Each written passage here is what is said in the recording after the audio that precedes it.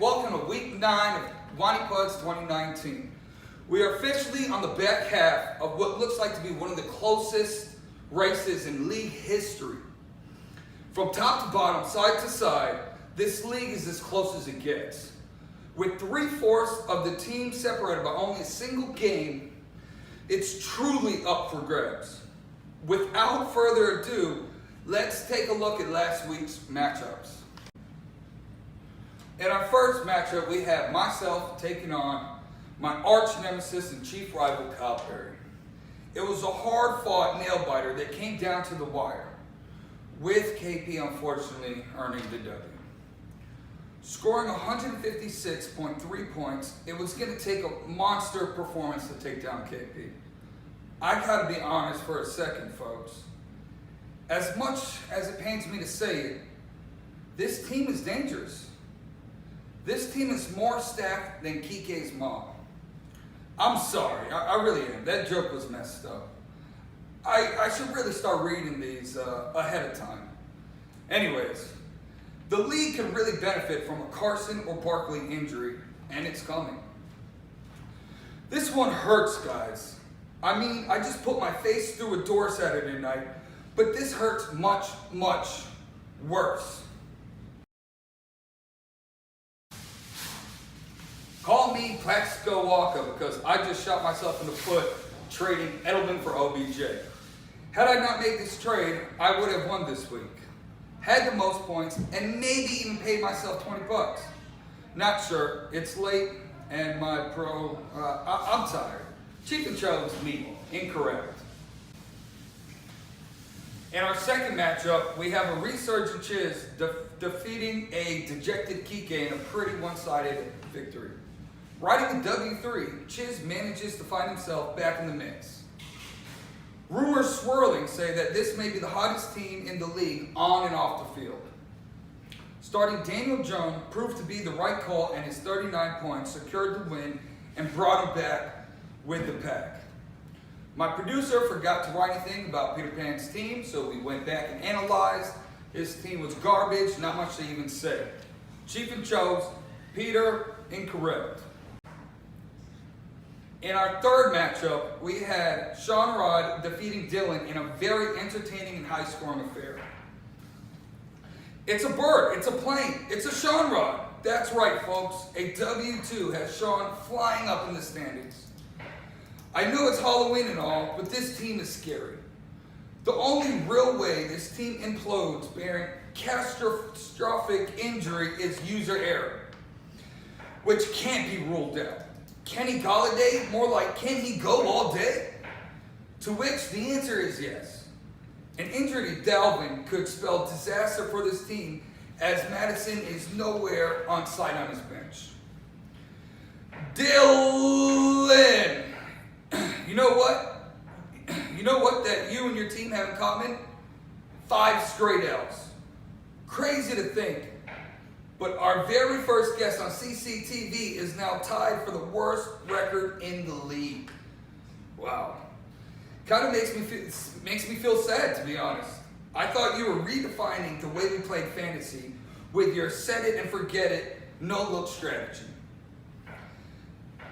Just might be time to ditch the GF, quit the job, forget the hobbies, and go stay at KP's for a few weeks where you can immerse yourself in a true fantasy experience.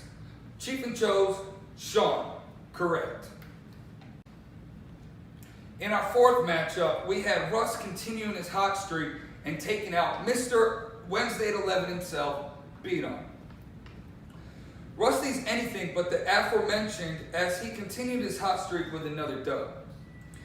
A concussed Brandon Cooks dropping a fat donut was of no matter to Russ, as the Pats D, per usual, easily made up for it. This team is rolling harder than Turner on 4 Purple Dolphins. This team is strong, but with Kamara and Kareem Hunt coming back to their respective teams, one can't help to wonder if he can keep up this firepower. Fellas, I didn't think it could be done, but there's a new contender for worst team name.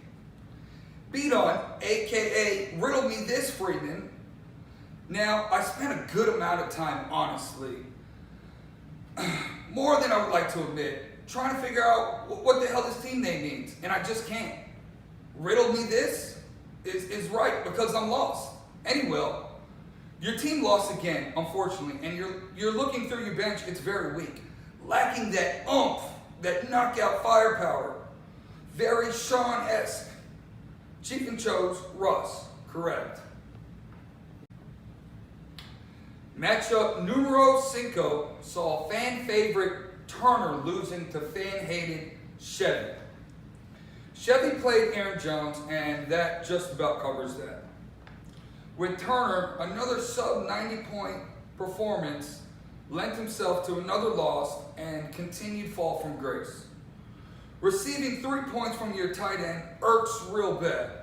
On top of that, starting a receiver who had a combined 5 targets in his prior 3 games was a bold strategy, to say at least.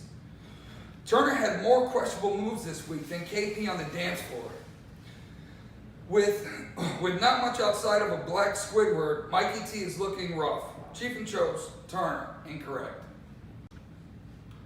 And finally, our 6th and final matchup of the week had 2 of the worst teams in the league battling out, where Farmer Arch took down Clothesline, securing his $20 bet.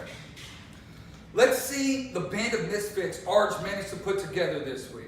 Matt Moore, Crowder, Fells, Westbrook. Yeah, this dude's a psycho. With by far the least amount of points, total points in the league, it remains a mystery how this guy continues to win. At 4-4, Arch is still very much in the mixing. On paper, this matchup shouldn't have been close. Gore and Moore combined for less than 10 points gave Clothesline an uphill battle. Clothesline's good players must be on Chisel's workout program, as they didn't even leave the bench. Another loss for Close this week knocks him down to a deep, dark place in the fantasy landscape. Last place. In theory, you can only go up from here, but looking at that roster, that may be tough if Adams isn't back yet. Chiefin chose Close. Incorrect. Yeah. All right, let's take a look at next week's matchups. First matchup, we got Chevy versus Dylan, and we're going to go Chevy on this one. Next, we got Peter Pan versus Turner. Gotta go Turner over Peter Pan. We got Russ versus Kyle Perry. Big matchup. I'm going to have to pick Kyle Perry on this one. Now we got Close versus Beat On. I'm picking Beat On over Close. Now we got Sean versus Farmer Arch. I'm going to pick Sean Rod. And now with a matchup of the week, we have Walkado taking on Chisalian. Somebody at the door? 1 second, guys. Who could this be? Hello? Pizza for Chiefin. I didn't order pizza. Are you Chiefin? From Chiefin Chooses? I'm Chiefin. Are you Chisalian? You already know. Dude, I was just filming. Come on in. Yeah. Dude, glad to have you.